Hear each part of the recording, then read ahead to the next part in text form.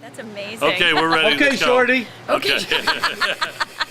So, Laura, here we were, Just shooting a commercial for Shooting you, a commercial and this gentleman comes in to buy something. because all the best and most interesting people on Nantucket shop at Cowboys. We're going to find out about Phil here. Find out about But, Phil, but but- I need to run in because it's almost lunchtime. Okay, Laura, thanks for introducing us. Thanks, Gino. Okay. Good luck, Truly Phil. a pleasure, Laura. We love being here. Thanks so much, Phil. Phil, how you doing? Doing great. We've never Thank met. You. Nope. This is the first time we've met. You got it. I'm a physician. Okay, where are you out of? Right now, actually, I'm around throughout the United States dealing with the health issues of health care throughout the country. Oh, really? Yeah. So, we have an issue, don't we? It's more than I ever thought. I've been spending a lot of time in the southeast quadrant, Mississippi, Tennessee, most recently Georgia. The health statistics in South Georgia are almost as bad as Africa.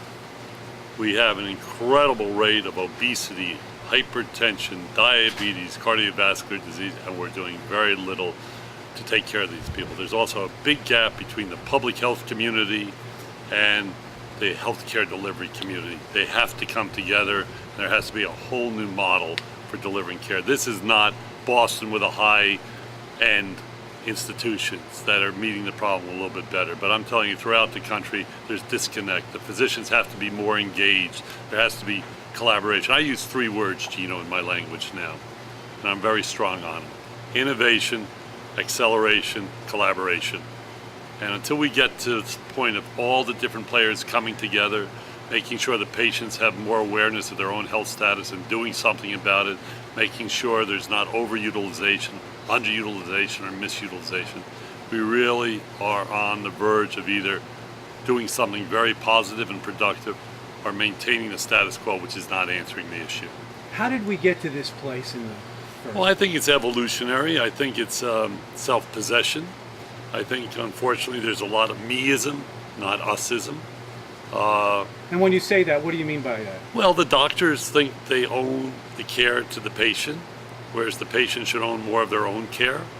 There should be more people involved in a team approach, so it's not just you going to the doctor. You should go to a team of people. It could be a nutritionist, it could be a mental health specialist, it could be a pharmacist, and they have to work collectively. We have to deal with the continuum of care from the time you're born to the time you die. At the end of life, we have to deal with the end of life issue. So you die with dignity, but you don't go on forever and ever, Okay. and your family comes to support. We shouldn't be dying in nursing homes. We should be dying at home with our loved ones. We should have some support at the end of life for tax reasons, that people should be supportive of this. If your children support you at home, they should be given a tax break. So otherwise, people can't afford their care. Let's stay on the first point that you made about obesity.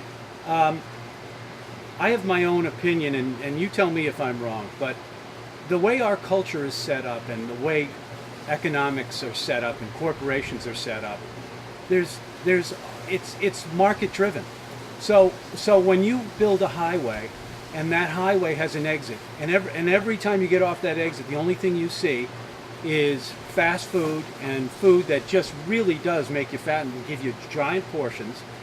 How responsible is it to allow corporations and our society to continue to feed this engine that's perpetuating obesity? Am I wrong?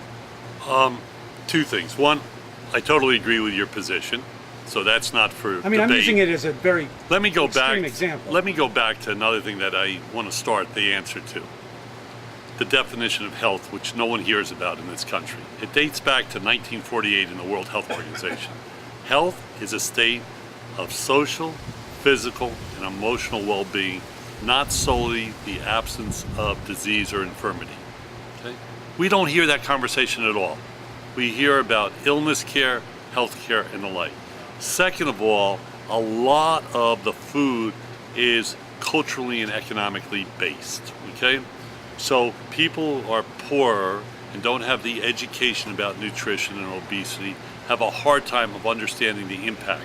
Even in major cities and locations where food is grown, such as Fresno, California, and elsewhere, they're stuck with exactly what you talked about. They're stuck about having fast food places. They're stuck with lack of quantity. On the other hand, there's a good story out there. There's a company created in California called Revolution Foods.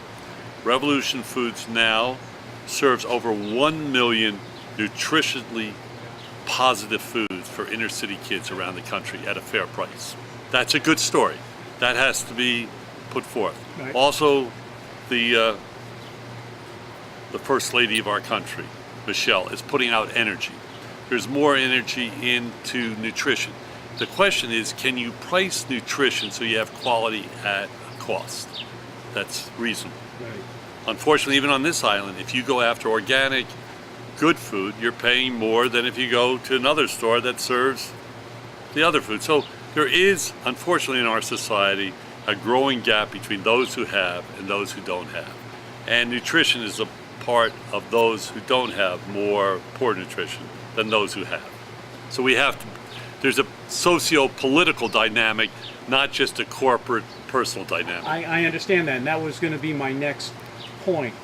How important would it be for us to become, or is it important for us to become more socialized about it, so that we do, so that people who are in a state of ill health have the means to get well, or have more momentum behind it, because society says we're there on your side, rather than people feeling alone and alienated? Well, your question is pretty profound. You're getting into the politics of our society now. Having served in a variety of positions, and even having been honored with a semi-finalist position for the U.S. Surgeon General, I have to be a little bit more cautious in using words. I think we have to have a society that's more responsive, more giving, more collaborative, and I would not just start out using the word socialize, because in the process, this is not an East Coast, West Coast society. It's called the United States. Sure. And we have to bring all the people together, and sometimes those who think they have the answers are East Coast, West Coast based. And I'm looking for energy that tells the story, okay? And I'm out across the country now telling the story about doing the right things to improve our health status.